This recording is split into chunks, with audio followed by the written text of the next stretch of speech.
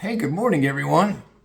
It's Gary here, and for another exciting episode of the Butcher Boy Chronicles. I like using that. I was thinking about that the other day. The Chronicles sounds like an HBO series, although it's not HBO. It's just the Butcher Boy Chronicles. Oh my God. All right. Let's get down to brass tacks. Okay, we're going to talk a little bit about a question that I get a lot. I get this question a lot. I'm in my mid 60s now, and I've been getting this question since I was in my mid 40s. Why are you single, Gary? And I get that from mostly women. Say, why are you single? How come you've never been married? And if you look at some of my past episodes, because I got a few episodes up now. I don't know exactly. I haven't counted them lately, but I've got a few up, and I've always, not always, but a few times I'll always reference in there why I'm single, and but I know I've referenced a couple times that I'm attracted to a strong woman, and I'm not saying physically strong, mentally strong. And why I'm attracted to a strong woman was because my mom was a strong woman. And I think that boys and girls, if a girl has got a strong father, she's going to expect somewhere in her future husband that he's a strong man, mentally strong, because her father was strong. See what I'm saying? But just by accident, it's going to be like. And you can look up statistics, you can Google them.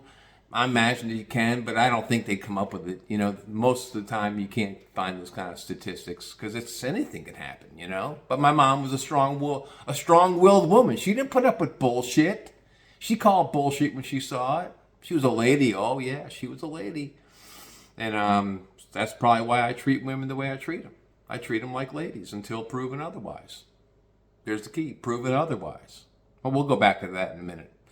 So I did Google this morning, because before I started this episode, I did Google this morning statistics on, I'm going to sidestep why I'm single in a minute, but on the divorce rate in America. And I asked, and it said 43% of all women between the ages of 55 and 64 in America are divorced. And it has doubled since 1990, and they're calling it they're calling it gray divorce, and it's calling it gray divorce because of the lifespan of humans today has gotten greater. You're not dying in your 70s and 80s anymore. You're getting up to the 90s, and then it also said that 66%. This was the statistic that I thought was interesting. 66% of women initiate those divorces. Because women outlive men. And I know that for a fact. I know I saw that statistic somewhere one time. I didn't look it up today, but the women outlive men most of the time. Men go first. I don't know why. Maybe, I don't know. I'm not going to go there. But 66% of the women initiate the divorce in America. And they always have someone in the pipeline. Not always, but most of the time they have someone else in the pipeline just waiting to replace them. Sometimes they don't, but that statistic was there. They said that they have a suitor like already lined up. Where men, I don't know, I think men do too. They talked about that when I Googled it. Men and women both have someone they were already lined up.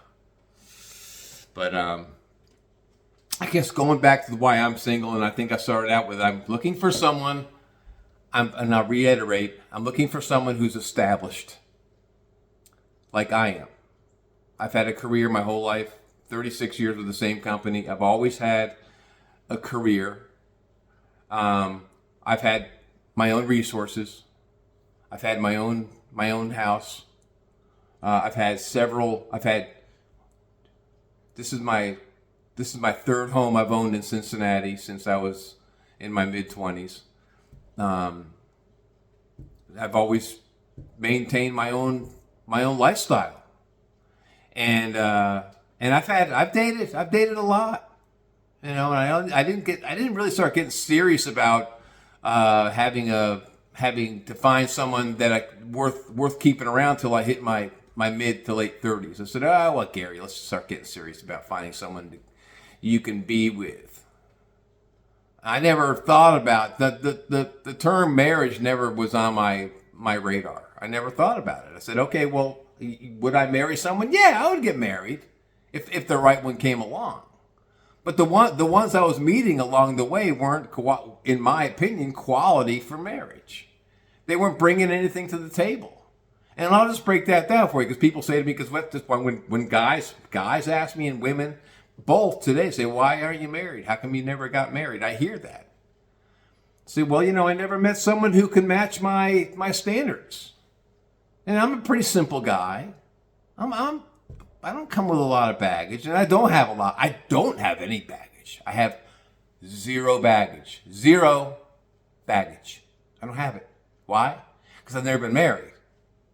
And I don't think it's anyone's fault. If someone's married and they've had kids and they got a lifestyle that they've grown accustomed to as a married man or a married woman, and today we're talking about women, and because I'm a guy, they have kids. They have kids, right? That's baggage.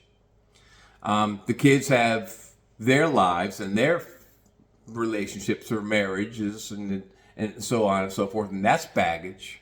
They're bringing all that into your world, and the older you get, the more you see it. You see more women bringing in baggage. It's very rare for me to find someone out there that's never been married, although I know a few. I've come across a few in my life, but they come with mental baggage. I'm a pretty solid person, I think. I don't have any mental baggage. I'm not a fucked up individual, I'm pretty easy to get along with. Just ask my friends. I'm twisted. I got a twisted sense of humor. I'm conservative, so I want a woman who's conservative, but I've gone out with women that are liberals. I've had more fun with liberal women than conservative women, honestly. But I just want someone who's got their head on their shoulders correctly. It's not fucked up. It's not going to come into my world. And when I mean by standards, I got a couple standards, and I'll lay them out for you. Why? Because I'm tired of answering these questions, but I'm happy to share them here. No games. And when people say, what do you mean games? Well, we're all adults. All right, we're all adults. We know the games. There's all kinds of games women try to fuck with on guys. They try to fuck with them, and they try to manipulate them. And I don't think they do it out of malice. I really don't, because I think most people are good. I don't think that women try to fuck with a guy and play a game with a guy out of malice or hate or manipulation, although some do, like my ex did. But I think they do it just to test the waters, to see what they can get away with. And some guys are so enthralled and so wooed and with a woman by way maybe her appearance, maybe the way she laughs, maybe the way she swoons him, that they just overlook a game or a manipulation. I don't. I catch everything. My radar's up. I got a super sensitive radar. So if someone plays a game with me and I catch it, I call them out on it, and I'm really nice about it. I'll say, I'll give you an example. This is a great example, because I had a date with a gal. When was this? This was right after I retired. And I worked with her. We worked in the same company. And I told her, I said, I won't take you out. I won't take you out until I'm retired, because I don't like to dip my pen in the company ink, fish off the company pier, those kind of things. And she agreed. And she said, yeah, that's probably smart. So it was a week after I retired. We went out on a date. We had a really nice time. And we went to lunch. We went to the casino. I paid for the whole day. I chucked her some money so she could play slots. I didn't need to. She had her own money, but she was like, oh, okay, that's cool. We didn't win any money in the slots, but we had a good time. We had a nice date. I enjoyed her company. See, she was easy on the eyes. I thought she was very attractive. I always thought she was attractive. She was a nice gal. We had a good time, right? I dropped her off. I didn't offer to make a pass at her. I didn't try to make a pass at her. Nothing. I dropped her off. Treated her like a gentleman the whole way. Opened the door, closed the door. I said, hey, let's get together again sometime. She said, that'd be great. And then she went in her house and it was over. The date was over. And I think we texted each other that day. I said, hey, I had a really nice time today. And she texted back. She goes, absolutely. I agree. I had a really nice time. Let's do it again. And that was in a text message that happened that day, within inside of 2 hours of me dropping her off. So I said, I felt good about the date. A couple days goes by, and now she's back to work. And this was the first game. I texted her in the morning saying, I hope your day's going well. Gary. Sent that out. 6 hours went by before she got back to me. I know I mentioned this in one of my other videos, but this is what actually happened. And I called her out on it. I tried calling her, but she didn't answer her phone. So I texted her back and I said, blah, blah, blah, blah. I thought that, maybe you should have gotten back to me a lot sooner. I didn't appreciate that. I don't know exactly how I worded it. And she got her back up real fast. And she said, well, I think it's a red flag. You're assuming that we're dating and blah, blah, and blah, blah. And I was like, so she got her back up with me. That she thought that I was being callous or presumptuous or whatever. We're not dating, but I didn't ask for it. Just having common courtesy. It's all I was looking for is common courtesy. Everyone's got their phone stapled to their body, especially women. As you see it, you're really super busy in your job. I get it. I appreciate that. But just get back and say, yeah, it's going great. Thanks. Bye. That's it. It's been fine with me. So I called her out on her game and she took offense to it. And that was the last time I talked to her. Now, normally I give someone a pass. I say, hey, I call it bullshit. If I see bullshit, I call them out. And I'm just using her as an example. I don't hate her. I think she's a nice lady. I've always thought she was a nice lady, and I'll always appreciate the date I had with her and the good time. We just didn't see eye to eye.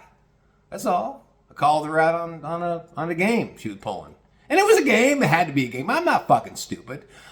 I didn't ascend to this age by accident and stay single. I'll have you know, I'm not the guy that said I'd get down and bent knee and ask her to marry me without really knowing him. I think a lot of people get married, they don't know each other. They don't really know each other. They don't do the time. I think a lot of people have gotten away with it. And so going back to the date I had with this gal, we haven't talked since. And I'm okay with it. I'm okay with it. I got it. I figured it out, I was right. I thought she was wrong with her response, but hey, it is what it is. I have no ill will towards her. I think she's a beautiful woman. I'd go out with her again. We just couldn't see eye to eye, so there it was, and there you have it. But I think a lot of people, and I say this when people ask me why I'm single, I say I don't want to carry someone's baggage. I don't want to inherit someone's baggage. I don't want drama. Don't give me any fucking drama. I'm too old for that bullshit. I've made my own money. I'm not rich. I've never claimed to be rich. I made good money when I was working, and in retirement, I'm doing pretty good in retirement because I'm just doing pretty good. I got a great pension. I have my own money. I have my own resources. I own my own home. I don't have a mortgage. I own a car. It doesn't have a car payment. I'm doing pretty good for myself. See what I'm saying? So if I meet someone someday down the road, great. But when I meet them, I'm going to take them out. I'm going to court them. I'm going to get to know them. And I think a lot of people make the mistake early on where they don't get to know them. Either both sides. Girl doesn't get to know the guy doesn't really get to know the girl. And before too long, they jump in bed and they bump uglies, and they fall in lust instead of love, and they think they love each other, but the sex is great, so they call it, they're doing what did Bob Seger say one time, the horizontal bop. You're doing that shit all day long. Of course you're in love. Oh, I'm in love. No, you're not in love. Your penis is in love, but you're thinking with the wrong head. You know what I mean? We've heard that statement. You've heard that line before. So yeah, I never fell for that bullshit. I think that, and I'm a God-fearing man, and I believe God has a plan for me. I believe He does. If it's meant to happen, it's going to happen. And I said this to him. My dad was asking me that question yesterday. I was visiting with him. He had a moment of clarity because he's losing his mind. He's got dementia really bad. But he had a moment of clarity. He goes, "Hey, have you met anyone?" No, Dad, not yet. But I said, Dad, if God wants someone to come across my path, He's going to put him right in my path. But until that day comes, I'm super okay with being alone. I really am. I don't get lonely. Sometimes I get bored. But then I get up and I do something. I go somewhere. I go call a buddy or something. Go out for lunch. Do something. But I never get lonely. Never, ever get lonely for human companionship. I just don't. So, people, and I have three really, one, two, there's Robert, Roger, Mark, Alan. Yeah. 4 guys I know that are happily in a relationship. 2 out of 4 are married. And they got lucky. They struck gold. They found someone that they can, these are guys I used to work with. And guys that are friends of mine that are with solid women that have a life, that have their own priorities. They have their own friends. They have their own responsibilities, and they respect each other as a couple. They respect each other, and there's no bullshit. There's no games. They got lucky early on when they married, and I think Alan's been with the same gal for a while. He told me they knew each other in high school, and they're still together, man. I don't know if they're married, but they live together. I've met her. She's a great gal. And he's a solid dude, and he works, she works, they work hard together. They have a great relationship. My friend Mark, I don't think he's gotten married to the gal he's with, but they have a child together. They got a home together, and he's super happy, and she's super happy. They're in love, and they're together, but I don't think they got married. They don't need, what do you need marriage for? If you truly love someone, why do you need to get married? Just live together, cohabitate, have a family together. I'm all for that bullshit. The marriage is complicated, man. You gotta admit, it's complicated. I've seen, and I know everyone out there has seen it because I've seen it so much on social media, like whether places like Instagram or YouTube or wherever, or Facebook. You see these guys, they show a picture of a guy, they show him laying down, they show his feet. He's lying on the floor on a mattress with one TV set in an apartment. And it'll say on the bottom, freedom at last. He's divorced. It's all he can afford. He's gotten bilked out the ass in the divorce. Divorces are expensive as fuck. So here he is. He's given all of his money, or most of his money, to his partner, his ex-wife. And here he is in a one-room efficiency, surviving, eating out of a can of ravioli, watching a TV with an antenna on it. He gave his house. She got the house. She got everything. I'm not doing that. I'm not doing that shit. I'll stay single forever if it happens. But so I had to throw that out there today why I'm single, because I get that all the time. I don't want the bullshit. I don't want the games, because they all play the games. They all play the games, man. They got to test the waters. And if you call them out on it, when I call them out on it and I'm nice about it, that's great. If they could, and they don't do it again, that's a keeper. But every single one of them, and I've dated a lot, play the games. They try to manipulate you. And why? My women, if there's any women out there watching my program today, if they can learn anything from this program, stop playing the fucking games. And that goes for you guys too. Don't fuck with them. Don't play games with them. If she gets a text from a guy friend, let it be, man.